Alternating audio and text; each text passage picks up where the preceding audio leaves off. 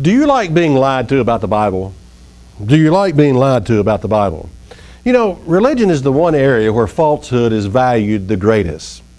Now, hear me out and I'll explain why I believe that. That falsehood is valued more so in the area of religion, probably religion and politics, is the two areas that falsehood is valued the greatest.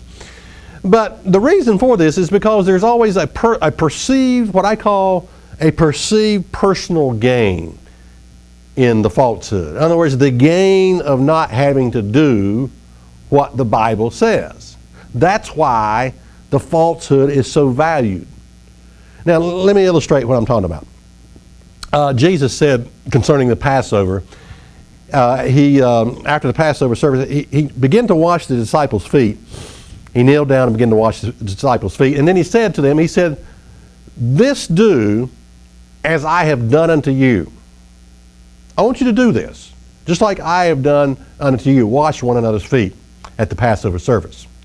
Now, that's very simplistic to understand. I mean, it can hardly be anything that's more poignant, more absolute, more direct than that little statement when Jesus said, "This do as I have done unto you," concerning the foot washing. Now, here's what I mean by a perceived personal gain of not having to do what the Bible says. If some minister comes along and tells you, maybe you've just read this, you know, "This do as I have done unto you." Jesus expects us to do this at the Passover service, wash one another's feet. Oh boy, I don't know about that. I don't want to do that. And then some minister, some theologian comes along and says, well, what Jesus was really talking about is that he was instituting a ordinance of humility. He's really talking about he just wants you to be humble toward one another. And he illustrated this by doing the foot washing with his disciples. He didn't really mean that you have to do it. He was just saying, so it's really just about humility. You see. Now there is the perceived personal gain.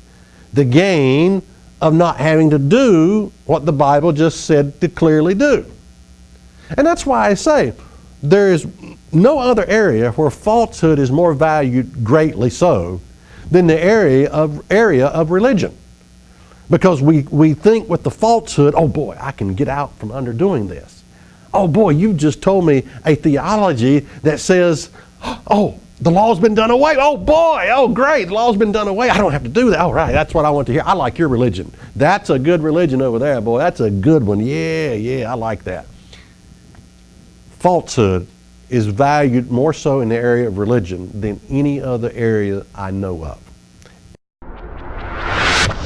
Is that really in the Bible? What you think is in the Bible is not.